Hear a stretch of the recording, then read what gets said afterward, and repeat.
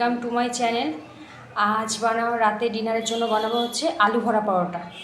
তাই ভাবলাম চলো তোমাদের সঙ্গে একটু শেয়ার করি। এখানে আলুটাকে নুন, হলুদ, কাঁচা লঙ্কা, আদা বাটা, অল্প একটু গোলমরিচ গুঁড়ো দিয়ে ভালো করে মেখে নিয়েছি। আর এইদিকে কড়াইতে তেল দিয়ে দিয়েছি। তেলটা গরম হলে গরম তেলে আলুটাকে একটু কষিয়ে নেব। তেল গরম হয়ে গেছে, এবার এর মধ্যে মাখা আলুটা দিয়ে দেব, দিয়ে ভালো করে একটু কষিয়ে নেব।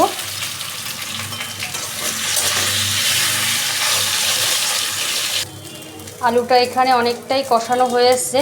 এবার এখানে দিয়ে দেবো একটু ভাজা মশলা। যেহেতু আজকে স্যাটারডে তাই পুরোপুরি ভেজ হবে। ভাজা মশলাটার সঙ্গে ভালো করে মিশিয়ে নেব।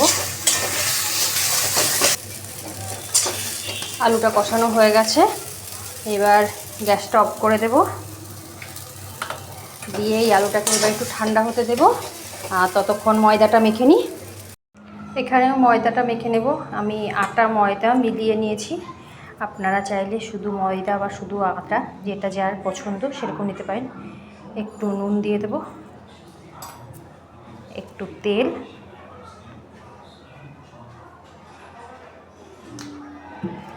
এবার এটা একটু ভালো করে মিশিয়ে নেব। এবার অল্প অল্প করে জল দিয়ে মেখে নেব। আমি একটু উষ্ণ গরম জল দিচ্ছি, তাহলে পরোটাটা একটু নরম নরম হবে, সফট হবে অনেকটাই।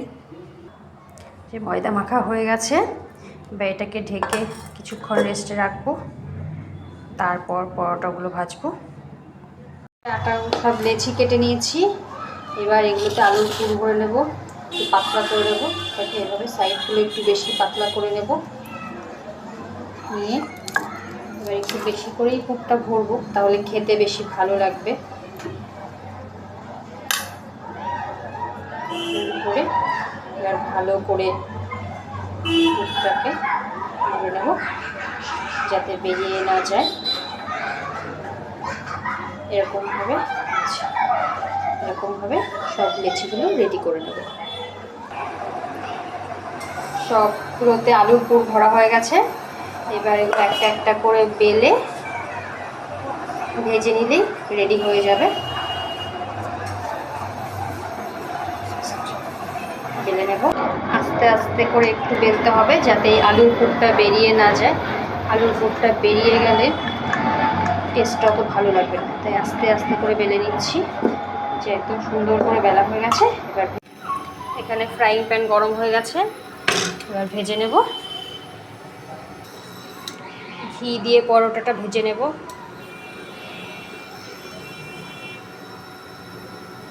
আমার বর আবার তেলে ভাজা পরোটা পছন্দ করে না, ওনার ঘিয়ে ভাজা পরোটা পছন্দ।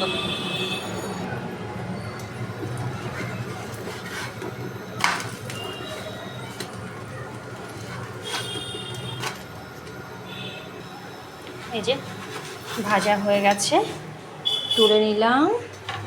এইভাবে সবগুলো ভেজে নেব।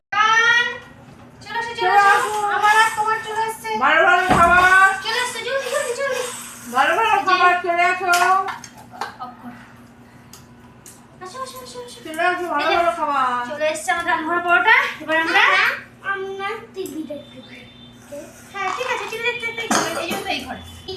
আলু ভরা পরোটা আমার খুব পছন্দের। তারপরে দেখি কেমন টেস্ট হয়েছে। ভালো হয়েছে, ঠিকঠাক আছে, বেশ ভালো। না তুমি একটু খেয়ে বলো কেমন হয়েছে, খাও খেয়ে বলো কেমন হয়েছে।